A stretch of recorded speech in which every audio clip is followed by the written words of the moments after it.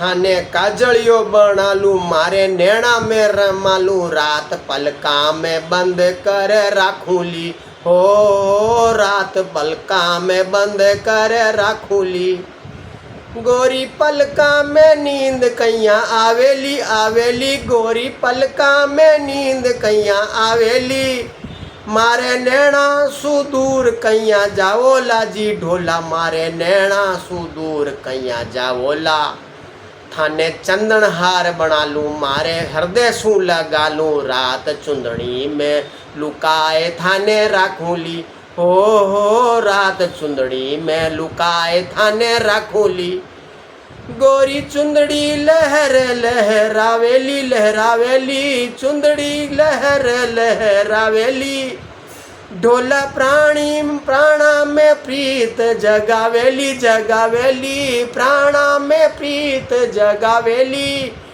मारे हिवड़ा सू दूर दूर कैया जाओ लाजी ढोला कैया जाओ लाजी थाने मोतीड़ो बना लूँ मारे होठा सू लगा लूँ रात नथनी में बांध कर राखूली हो रात नथनी में बांध कर राखूली थाने काजलियो बना लूँ मारे नैना में रमालू रात पलका में बंद कर राखूली।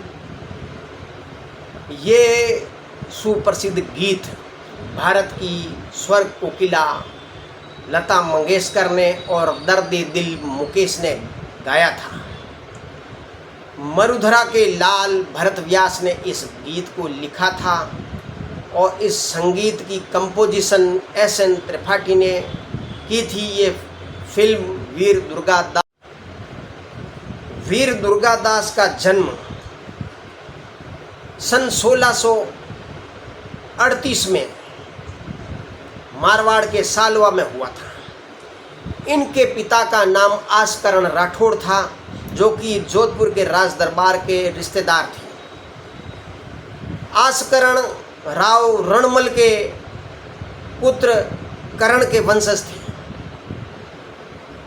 आसकरण राठौड़ की दूसरी पत्नी भटियाणी जैत कंवर जो कि बहुत तेज तर्रार थी, अन्याय को सहन करने वाली नहीं थी, हाजिर जवाब थी, उससे नाराज हो गए थे। आसकरण राठौड़ ने अपनी जैत कंवर भटियाणी पत्नी को लुणावा गांव में छोड़ दिया था। जैत कंवर अपने पुत्र बालक दुर्गादास के साथ लुणावा में खेतीबाड़ी करती थी। बालक दुर्गादास को अपने खेतों से बहुत प्यार था। वह खेतों में खेल कूद कर बड़ा हुआ था। एक दिन जब खेत में फसल लहलहा रही थी और दुर्गादास जो कि 17 साल का नौजवान था अपनी लहलहाती फसल को देखकर बड़ा खुश हो रहा था। अचानक ही खेत के किसी कोने से सरकारी ऊँटों का एक रेला आया और खेत को चरने लगा, फसल को चरने लगा। दुर्गादास चिल्लाता हुआ उस ऊँटों के रेले के पास गया और चरवाहों से बोला कि आप मेरे खड़ी फसल को खराब कर रहे हैं, ऊँटों को बाहर निकालिए। चरवाहे जो कि देवासी राय के थे उन्होंने मना कर दिया और कहा कि ये जोधपुर मारवाड़ के राजा के सरकारी ऊँट है, ये वापस नहीं निकलेंगे। इस तू में किशोर दुर्गादास को बहुत गुस्सा आया। उसने अपनी कमर में लटकती हुई तलवार निकाली और उस चरवाहे की गर्दन काट डाली। ये खबर जब जोधपुर के महाराजा जसवंत सिंह पर तक पहुंची, वो बड़े क्रोधित हुए और दुर्गादास को दरबार में हाजिर होने का आदेश दिया। भटियाणी जैत कंवर जो कि बहुत दुखी हुई कि मेरा बेटा जो कि छोटा ही है उसको दरबार में बुलाया जाएगा और मालूम नहीं क्या दंड मिलेगा। फिर भी भटियाणी माता ने कहा कि तू घबरा मत, तू सत्य पर जा रहा है, जो होगा देखा जाएगा। दरबार में जैत कंवर ने अपने बेटे दुर्गादास को भेजा। दुर्गादास महाराजा जसवंत सिंह के दरबार में सीना तान कर आ रहा था, दरबार में खड़ा था। पतला, गोरा चिट्ठा, लंबा, बड़ी बड़ी आँखें लेकर जोधपुर के दरबार के सामने खड़ा हुआ और जो ऊँटों के चरवाहे की जो हत्या की गई थी उसके बारे में अपना बयान दिया कि ये जोधपुर के जो चरवाहे हैं मेरे खेत को ख़राब कर रहे थे और मैंने उनको मना किया, वो माने नहीं और मुझे गलत सलत कहा, तो मैं गुस्से में उनकी गर्दन काट दी। मैंने कोई गलत काम नहीं किया था। दुर्गादास की हाजिर जवाबी से जोधपुर के महाराजा बहुत खुश हुए। जसवंत सिंह ने उन्हें तत्काल अपनी सेना में भर्ती कर लिया और उनके पिता का नाम पूछा जो कि उसी दरबार में खड़े थे, लेकिन वीर दुर्गादास ने अपने पिता का नाम नहीं लिया। उस दौरान दिल्ली सल्तनत पर शाहजहां बादशाह हुआ करता था और 4 राजकुमार, जो कि एक दारा शिकोह दिल्ली में रहता था, आगरा में रहता था, और दूसरा राजकुमार मुराद गुजरात का सूबेदार था और दक्षिण का सूबेदार औरंगजेब था, और अराकान या असम के इलाके में चौथा राजकुमार था। चूँकि दारा शिकोह सर्वधर्म को इज्जत देने वाला राजकुमार था, तो भारत के अधिकतर हिंदू राजा दारा शिकोह से लगाव रखते थे। वहीं औरंगजेब एक कट्टर राजकुमार था जो इस्लाम के लिए मर मिटने के लिए हमेशा तैयार रहता था। वो हमेशा कहता था वो इस्लाम की सेवा करने के लिए है, और जब ये पता चला कि शाहजहां बीमार है तो चारों राजकुमारों ने शाहजहां से गद्दी हड़पने के लिए षड्यंत्र रचे। इसमें औरंगजेब बहुत चतुर था। उसने अपने भाइयों से कहा कि उसे तो कोई राजगद्दी से मोह नहीं है, वो तो केवल इस्लाम की सेवा करना चाहता है, और अपने लाव लश्कर और अपनी बहुत बड़ी सेना लेकर उत्तर की तरफ, दिल्ली की तरफ कूच किया। रास्ते से मुराद को भी ले लिया और उसे भी कहा कि उसे सल्तनत सत्ता प्यारी नहीं है, लेकिन जब वो आया तो उसको बांध कर गिरफ्तार कर लिया। दिल्ली और आगरा से सैनिक लेकर दारा शिकोह भी है जो मैदान में आ डटा। दारा शिकोह के साथ मारवाड़ नरेश जसवंत सिंह थे और औरंगजेब के साथ जयपुर के महाराजा जय सिंह थे। जय सिंह ने जसवंत सिंह से कहा कि हम तो गुलाम हैं, ये बादशाहों का राज है, जो शक्तिशाली है उसी के साथ चल लेते हैं। लेकिन जसवंत सिंह ने दारा शिकोह का साथ देना ही मंजूर किया। आज के मध्य प्रदेश में धर्मत के युद्ध में दारा शिकोह की सेना और औरंगजेब की सेना भिड़ पड़ी। ये मुगल जो कि विदेशी थे, लेकिन भारत के सेनाएं इनको बादशाह बनाने के लिए लड़ रही थी, और आखिरकार अंततः दारा शिकोह की सेना हार गई और औरंगजेब की सेना जीत गई। इसमें जसवंत सिंह की सेना ने जो बहादुरी का काम किया उससे औरंगजेब प्रभावित हुए बगैर नहीं रहा।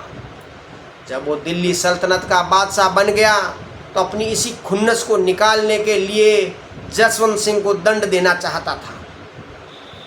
चूँकि भारत की उत्तर पश्चिमी सीमा हमेशा अशांत रहा करती थी, अफ़गानिस्तान के पठान जो हमेशा विद्रोह करते रहते थे, उन पठानों के विद्रोह को दबाने के लिए उन्होंने महाराजा जसवंत सिंह को चुना। जसवंत सिंह अपनी सेना लाव लश्कर अपनी पत्नियों को लेकर अफ़गानिस्तान काबुल पहुँचे। जसवंत सिंह बुजुर्ग हो चुके थे और फिर भी है जो उन्होंने पठानों का दमन किया, उन पठानों को हराया और औरंगजेब मुगल साम्राज्य के लिए नतमस्तक करवा दिया। फिर भी आतंक समाप्त नहीं हुआ था। छोटे मोटे युद्ध हो रहे थे अफगानिस्तान में। जसवंत सिंह ने अपने सरदारों को बुलाकर एक मीटिंग की। जसवंत सिंह ने कहा कि मैं अब बुजुर्ग हो चला हूँ, मेरे बच्चे कोई बचते नहीं, जो पैदा होता है वो मर जाता है। क्या आप मेरे वंश को बचाने के लिए कुछ करेंगे? मारवाड़ के सभी सरदारों ने अपनी म्यान से तलवारें निकालकर शपथ ली कि वो चाहे कुछ भी हो जाए मारवाड़ के वंश को बचा के रहेंगे। वहाँ पे जमरूद, अफगानिस्तान में जमरूद की लड़ाई में महाराजा जसवंत सिंह मारे गए। उस समय तक कोई मारवाड़ का कोई राजकुमार वंशज नहीं था, लेकिन दोनों पत्नियां प्रेग्नेंट थी, गर्भवती थी। वहाँ से युद्ध के पश्चात मारवाड़ की सेना निकली। औरंगजेब को पता चला कि युद्ध में जसवंत सिंह मारे गए हैं, तो उन्होंने आदेश दिया कि दोनों रानियों को है जो दिल्ली दरबार में प्रस्तुत किया जाए। मार्ग में जाडेची रानी जस कंवर ने अजीत सिंह को जन्म दिया और नरुकी ने है जो नलमंथन को जन्म दिया। नलमंथन की मौत हो गई, लेकिन अजीत सिंह बच गए। अजीत सिंह और रानियों को औरंगजेब ने दिल्ली के नूर महल में कैद कर लिया। दुर्गादास ने निवेदन किया औरंगजेब से कि उसे राजकुमार को सौंप दिया जाए, लेकिन औरंगजेब ने राजकुमार अजीत सिंह को सौंपा नहीं और कहा कि अगर वो मुसलमान बन जाता है तो उसे जोधपुर का महाराजा बना दिया जाएगा। लेकिन दुर्गादास सनातन धर्म के पक्के सेवक थे, उन्होंने इनकार कर दिया और पीछे औरंगजेब की सेना ने जोधपुर पर कब्जा कर लिया। दुर्गादास ने दूसरी तरकीब सोची। दुर्गादास ने अखेराज सिंह राजपुरोहित, रघुनाथ भाटी, केशवानंद के साथ मिलकर एक बहुत दुस्साहसिक कदम उठाया और नूरगढ़ पर हमला कर दिया।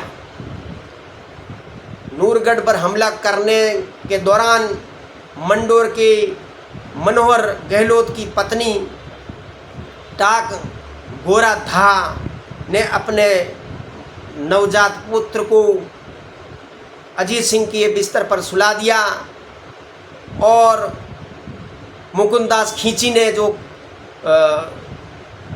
मिलकर है जो रानियां और शिशु अजीत सिंह को निकालने में कामयाब हो गए। जब औरंगजेब को पता चला कि शिशु अजीत सिंह नकली है, गोराधा का बेटा है, तो औरंगजेब ने उसे ही है जो मुसलमान बनाकर बड़ा करने, उसका पालन पोषण करने का कहा। वीर दुर्गादास राजकुमार को लेकर आबू सिरोही के राजा के पास पहुँचे, लेकिन उनको बादशाह का डर था, तो उन्होंने कहा कालंद्री गांव में आनंद कंवर नाम की एक महिला है जो जसवंत सिंह की ब्याहता है, वो अजीत सिंह को अपने पुत्र के रूप में पाल लेगी। लेकिन अजीत सिंह को मेवाड़ में नंदगांव में रखा गया। राणा राज सिंह ने उनको शरण दी। धीरे धीरे अजीत सिंह बड़े हो रहे थे और दुर्गादास छापामार पद्धति से मुगल सेना को परास्त कर रहे थे।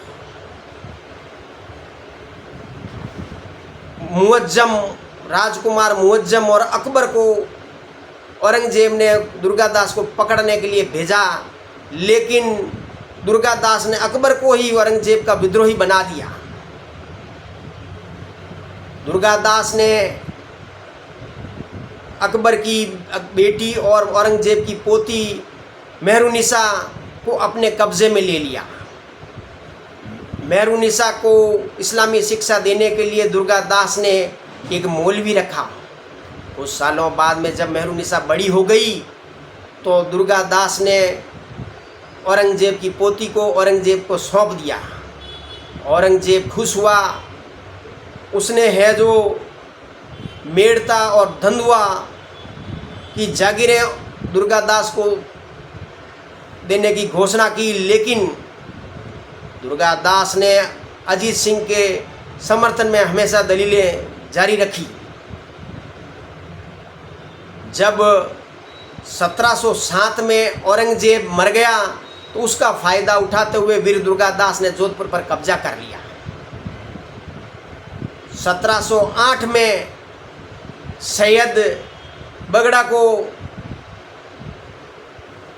सांबर से आगे हराकर नारनौल भागने पर मजबूर कर दिया।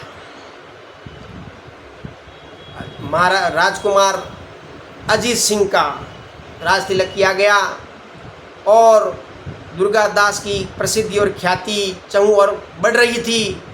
जब सांबर का युद्ध हुआ, जब तक राजकुमार अजीत सिंह महाराजा बन गए थे, वो छोटे बड़े युद्ध खुद लड़ने लगे, उन युद्ध अभियानों में शामिल होने लगे। सांबर पर कब्जा करने के लिए जो रणनीति दुर्गादास ने बनाई थी उससे उनका बहुत नाम हुआ। सांबर जीतने के बाद अजीत सिंह वीर दुर्गादास से जलने लगे, उनकी ख्याति से जलने लगे और मुकुंददास खींची की हत्या करवा दी। उससे वीर दुर्गादास है जो अजीत सिंह से दूर हो गए। फिर भी मुगल सम्राट दुर्गादास के ऊपर प्रबोलन भेजता रहा, लेकिन दुर्गादास ने है जो कभी भी अजीत सिंह के खिलाफ वर्जी नहीं की, वफादारी बताई। अजीत सिंह ने वीर दुर्गादास को मारवाड़ से निष्कासित कर दिया। दुर्गादास जो कि अपना पूरा जीवन त्याग और बलिदान मारवाड़ के लिए लगा दिया, अजीत सिंह की जीवन और सुरक्षा के लिए अपना जीवन लगा दिया, लेकिन उन्हें कोई जस नहीं मिला, उनको निष्कासन मिला। वीर दुर्गादास को मेवाड़ में 2 जागीरें दी गई। कुछ समय तक वीर दुर्गादास मेवाड़ रहे और उसके उपरांत वो मध्य प्रदेश के महाकाल उज्जैन में दर्शन के लिए चले आए। उज्जैन में शिप्रा नदी के तट पर वीर दुर्गादास ने 81 वर्ष की उम्र में 1718 में प्राण त्याग दिए। अगर वीर दुर्गादास न होते तो पूरा राजस्थान मुगलों के कब्जे में होता। उन्होंने न केवल अजीत सिंह को बचाया, वरन मेवाड़ के सिसोदिया और जयपुर के कछवा राजाओं को भी एक करने में सफलता प्राप्त की थी। उत्तर में गुरु तेग बहादुर और मध्य में राजा छत्रसाल और दक्षिण में मराठों ने और राजस्थान मारवाड़ में पश्चिमी भाग में दुर्गादास ने औरंगजेब के नींद हराम कर रखी थी, चैन लूट लिया था। इन बहादुर और देशभक्तों को लोग नमन करते हैं, जनता नमन करती है। सनातन धर्म इनका ऋणी है। जय हिंद।